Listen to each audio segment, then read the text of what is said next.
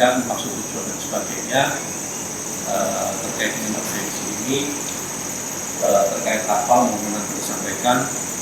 Dari nanti saya berharap sih ada kerjasama dengan BPBD, karena BPBD ini satu instansi yang memang terkait dengan kelembagaan kita itu didirikan karena di Indonesia ini memang daerah yang memang sangat rentan dengan bencana.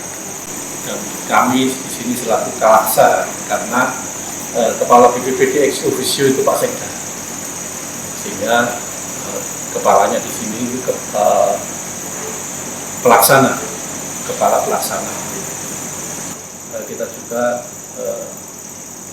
ada semacam kalau ada musim kekeringan juga bisa mensuplai air bersih dan sebagainya. Tapi masih belum bisa memenuhi keseluruhan. Tapi harapan kami nanti dengan adanya lembaga ini memang bisa sangat bisa untuk memberikan manfaat bagi masyarakat Kabupaten Lamongan. Dan ada beberapa kali kita terkait dengan bencana, adanya orang tenggelam, adanya orang yang di Bengawan Solo dan sebagainya, itu pasti kita mesti ada. Dan kita punya di kecamatan itu, seluruh kecamatan di Kabupaten Lamongan ada 27, kita punya tim reaksi cepat. Jadi tim reaksi cepat itu memang dibentuk dengan SK Bupati, yang mana salah satu anggotanya itu adalah Satpol PP yang ada di kecamatan. Dan ini tidak menutup kemungkinan nanti keberadaan TNC yang di kecamatan ini sebagai penyambung kita dalam kegiatan apapun. Itu mesti barangkali ada laporan dari teman masalah kebencanaan, ada pohon tumbang dan sebagainya, itu biasanya teman-teman TNC ini yang lebih cepat menginformasikan kepada kita. Kita koordinasi dengan OPD terkait, ada PU Bina Marga, ada LH dan sebagainya sesuai tugas pokok fungsinya masing-masing. Itu sebagai gambaran umum kita. Untuk itu monggo siapa yang menyampaikan dari teman-teman terkait dengan maksud tujuan untuk audiensi ini. Teman-teman LPD ini berjumlah 30 orang Pak Joko, kira-kira mengurusnya, yang tersebar di 15 kecamatan, mulai Mantub, Bau, Teko. Itu yang wilayah Lamongan, iya, separuh kan PJN Lamongan, separuh Lamongan. Nanti kita satukan lagi, karena itu sudah dipecah oleh Bupati yang lama dulu. Kita punya PR, harus menyatukan lagi. Harus itu. Saya sebenarnya dengan teman-teman memang sudah punya reng-rengan program, karena ada 4 bidang BLPD yang punya program masing-masing dan sudah dirumuskan, sudah separuh matang untuk persiapan Musker. Dalam bulan depan ini ada Musker, nanti setiap lembaga harus punya programnya masing-masing. Nah, apa itu? Kedatangan kita kemari itu yang pertama memperkenalkan ini pengurus baru, karena yang lama kemarin, periode yang kemarin bukan teman-teman ini baru, Gres, yang baru terpilih PJNO bulan apa itu di Paciran itu baru beberapa bulan. Dan ini satu-satunya lembaga DNO yang sudah berani melakukan kerja real paling awal sendiri. Rencananya Pak Aman tanggal 7 ya. Tanggal 7 September itu kerjasama dengan BPBD mau bikin acara pelatihan penanggulangan. Dan itu saya laporkan satu-satunya 18 lembaga yang sudah melakukan real, aksi real, itu baru itu. Alhamdulillah. Dan yang kedua, kita sebenarnya juga kepingin tahu program-program BPBD apa saja yang nanti bisa dimetkan dengan teman-teman BPBD, karena kita punya jaringan 15 kecamatan ini, dia bergerak semua, setiap ranting, setiap desa itu bergerak, punya SDM yang sama, punya pemahaman yang sama tentang bencana. Itu yang pertama. Yang kedua, kami juga kadang-kadang risau, Pak Joko. Anggaran tidak terduganya BPBD itu kan banyak. Ini ya kalau kita baca BPBD kan tahu ya. Kalau LPD katakan dari Pak, nggak ada pintar. Maksudnya, ayo ini dipercepat gitu. bagaimana bisa kayak acara TV lagi-lagi damkar itu. Maksudnya penanggulangan bencana ini bisa dirasakan masyarakat itu yo ono LPBI ono BPBD itu apa ditangani gitu ono petugas latihan kejepit langsung teko kayak gitu maksud saya tanggap itu gimana ke depan. Nah, mumpung BPBD punya stok pagu anggaran yang bisa dibuat untuk berbagai hal, teman-teman ini akan menyiapkan SDM-nya, orang-orangnya. Nah, itu butuh berapa? Saya kira Pak Amalan siap karena ini mantan komandan Satker Cap Banser, jadi komandan Banser Kabupaten. Jadi korek jaringan ya dia bisa meminta tiap ranting berapa didatangkan. Tujuan kami pertama kemarin ke BPBD audiensi ini pertama adalah silaturahmi, Pak. Silaturahmi memperkenalkan kepengurusan baru karena tadi sudah disampaikan oleh Pak Nur Salim, kami ini sebenarnya itu belum pernah terjun di bencana. Kemarin itu ansornya aja. Nah ini ada kepengurusan baru di PJNO langsung menunjuk kami sebagai LPI. Ibarat kami itu nol podol Pak tentang ilmu kebencanaan. Di kemarin ada usulan dari Cak Nur Salim untuk melaksanakan audiensi, kita kerjasama. Nah, itu saya sambut dengan gembira karena masih ada yang peduli dengan kami di LPBI untuk mempertemukan dengan dinas yang menangani bidang kebencanaan. Nah, itu yang pertama. Yang kedua, ini kami kemarin itu sempat ngopi-ngopi sama Pak Heri. Saya panjang lebar ngobrol-ngobrol terkait di situ, maunya kami itu bisa ilmunya dari BPBD itu ditularkan kepada kami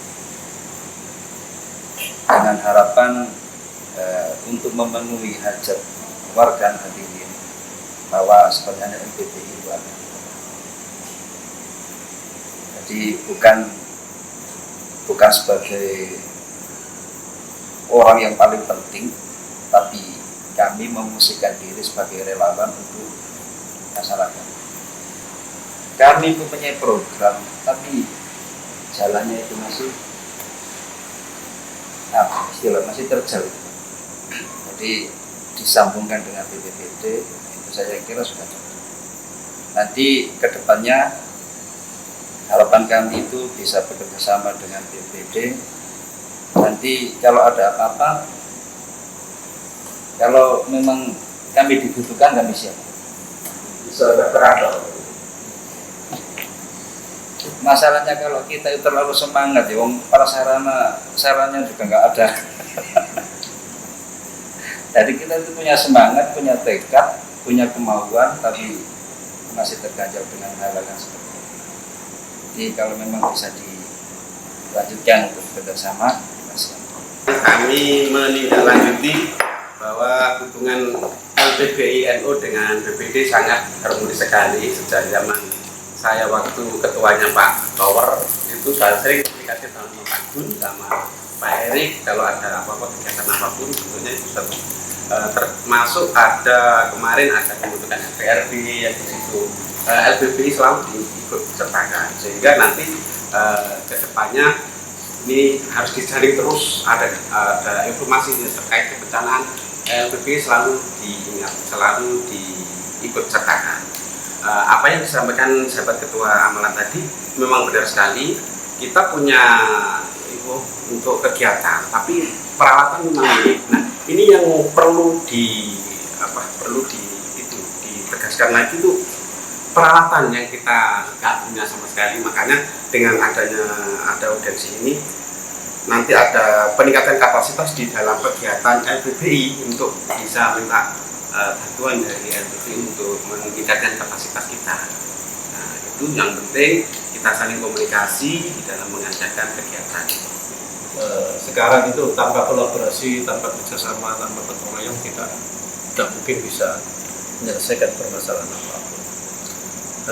terkait dengan kegiatan-kegiatan di BPBD nanti biar secara umum tadi saya jelaskan, cuman nanti masing-masing bidang menjelaskan tugas pokok fungsinya apa, sehingga nanti juga terkait dengan penganggaran kita berapa, sehingga nanti teman-teman bisa mengukur terkait dengan kegiatan. Nah, kalau kita ngomong masalah program, kita punya program banyak. Namun sekarang ini kan itu lagi dengan efisiensi, dengan anggaran kita yang minim sebetulnya. Kalau kita mau bicara anggaran kita bukaan secara nominal, anggaran kita untuk kegiatan itu hanya sedikit sekali.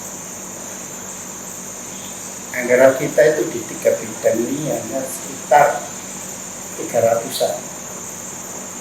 Per bidang itu ada yang 200, ada yang 50, ada yang sekitar 100. Memang dengan kondisi yang sekarang ini. Nah, ketika itu apa yang kita upayakan, kita lakukan dengan anggaran ini. Kalau di Rakornas itu menyampaikan bahwasanya kalau ketika anggaran kita minim, maka kita harus meningkatkan koordinasi. Itu jawabannya. Dengan bersinergis dengan siapapun, lembaga apapun. Kami tidak pilih-pilih karena kami sudah melaksanakan pembentukan forum pengurangan bencana. Juga sering saya ngomong di pencegahan juga sudah melaksanakan kegiatan ini. Kalau ideal, ya memang ya bisa kurang lah. Kalau kita ngomong kurang itu kan nggak ada kurangnya. Yang penting walaupun dengan anggaran segitu kita bisa melaksanakan pelayanan pada masyarakat. Jadi kalau kami memang di prabencana, jadi nama bidangnya bidang pencegahan dan kesiapsiagaan. Jadi di kami, tupoksi kami menyiapkan sistem dan menyiapkan SDM. Artinya sistemnya pencegahan ya, dari sistem perawatan dan saprasnya gitu ya kan, artinya penyiapan sistem dan penyiapan SDM atau kapasitas masyarakatnya. Jadi kemarin mungkin sudah banyak lebar ya, dan kita sinkronkan dengan Mas Amalan dan Mas Nur Salim. Isu global itu lebih ke arah prabencana. Jadi di negara maju itu menekankan di prabencana atau pencegahannya, kesiapsiagaan dari masyarakatnya. Bisa desa, masyarakat, ataupun mungkin nanti teman-teman MBC katakanlah ya, setiap MBC mengadakan MBC takut bencana atau cabang takut bencana, monggo. Jadi kami siap memfasilitasi hal itu. Jadi mungkin itu yang saya tawarkan ya, mungkin itu ya bisa dikolaborasikan. Kami mempunyai tim DRC yang ada di masing-masing kecamatan, tapi ya kadang-kadang membantu, ya kadang-kadang hanya memberikan informasi terkait dengan apa yang dengan sampaikan itu keterbatasan sarana. Nah, tadi disampaikan bahwa Bapak itu sarananya yang kurang, semangatnya yang ada kan gitu. Nah, teman-teman yang ada di kecamatan juga mengalami semacam itu. Jadi nanti gimana caranya kalau memang bapak-bapak itu hanya apa ya istilah ingin memberikan program penerapan ilmu itu di bidang PK itu lengkap, nanti pencegahannya itu nanti kalau dengan barangkali karena punya anggota banyak dijadikan.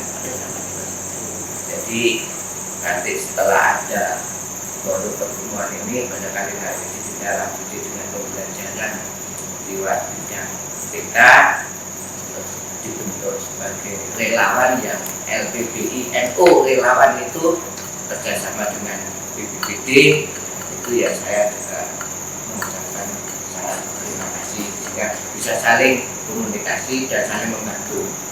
Tapi terus terang saja nanti kalau terkait dengan anggaran ya untuk relawan selama itu ada sing relawan ada pasti ada enggak ada ya kan nggak ada kaos itu ada kaos kalau ada pertemuan setahun bisa ada kaos gitu. Jadi program-program kemanusiaan penjaringan nanti support ya alhamdulillah nanti juga bisa ditindaklanjuti lebih. Pasca bencana bidangnya bernama rehabilitasi dan rekonstruksi. Kalau percaya bukan percaya Bapak. Anggaran saya kalau anggaran Pak Kelek ya. Anggaran saya 37 juta. Dengan judulnya rehab rekon anggarannya segitu. Tapi bagaimana cara kita agar bisa tetap melaksanakan kegiatan rehabilitasi dan rekonstruksi. Kegiatan kami yang pertama memang keluaran yang paling utama itu adalah laporan Jitu Pasna, sahabat-sahabat, pengkajian kebutuhan pasca bencana. Jadi ini keluaran paling penting, dokumen yang paling penting yang akan dikeluarkan itu adalah dokumen Jitu Pasna. Jadi selama 1 tahun itu apa kejadian bencana, kemudian bagaimana kita mengkaji kebutuhan pasca bencananya itu kita tuangkan di dalam dokumen laporan. Selanjutnya rekonstruksi. Untuk rekonstruksi itu kami hanya bisa menganggarkan untuk pembelian asbes dan kayu sementara dengan anggaran yang sebatas itu. Di tahun 2024 akhir kemarin itu dari anggaran 25 juta untuk asbes dan kayu, alhamdulillah dilalai kersane Gusti Allah kok di akhir 2024 kemarin itu banyak sekali kejadian angin kencang, terutama di wilayah Kemambau, Tikung, Sarirejo. Jadi alhamdulillah kita dapat support dari BPBD provinsi. Nah, itu yang disampaikan Bapak-bapak tadi. Artinya bagaimana cara kita harus tetap bisa bekerja, bagaimana kita harus tetap bisa melayani masyarakat. Kita nyenggek istilahnya Pak G. Nyenggek dari provinsi dan dari BNPB, gotek, nyenggek, gotek. Itu ya wis bagaimana cara kita agar masyarakat yang terkena bencana ini juga bisa teratasi dan mendapatkan pertolongan, walaupun itu istilahnya stimulan lah ya, istilahnya stimulan. Jadi mungkin kami tetap menghubungi seperti Basnas itu ada CSR, mungkin bisa diarahkan ke sana. PMI itu juga pernah membantu kami untuk waktu angin puting beliung di Modo, itu juga pernah mengeluarkan bantuan untuk di Modo, itu juga pernah. Kemudian rekonstruksi untuk tahun ini alhamdulillah support dari BPBD provinsi, kami bisa membangun jembatan di Kecamatan Sambeng dan perbaikan TPT di Kecamatan Dekat. Untuk tahun kemarin perbaikan jembatan di Kecamatan Dekat juga. Dan ini semua APBD provinsi. Nah, jadi kalau kabupaten sendiri memang ya wis seperti itu kita bisa, tapi bagaimana cara kita agar kita tetap bisa memberikan bantuan terhadap korban bencana. Kolaborasi ini memang kita ada beberapa kegiatan-kegiatan yang memang nanti bisa dilakukan kolaborasi. Meskipun dengan keterbatasan anggaran yang ada itu, kita pun kemarin dengan kerjasama dengan provinsi dan BNPB. Ya, itu jadi prinsip nanti Bapak Ibu Kabid monggo yang bisa dikerjasamakan, terutama mungkin terkait dengan transfer ilmu untuk kebencanaan ini kita siap sih. Mungkin ada nanti semacam simulasi penanganan bencana, monggo baik di darat maupun di laut maupun di sungai. Monggo setiap kali itu mungkin butuh narasumber dan sebagainya, sama peralatan perahu kita ada, pelampung juga kita ada. Terkait dengan nanti kalau ada pontu maupun sebagainya itu biasanya kita juga dengan TRC kita ada sensor macam-macam itu. Dan seluruh kecamatan sudah kita kasih sensus semua ya, sudah. Pada dasarnya kita siap untuk melakukan pendampingan.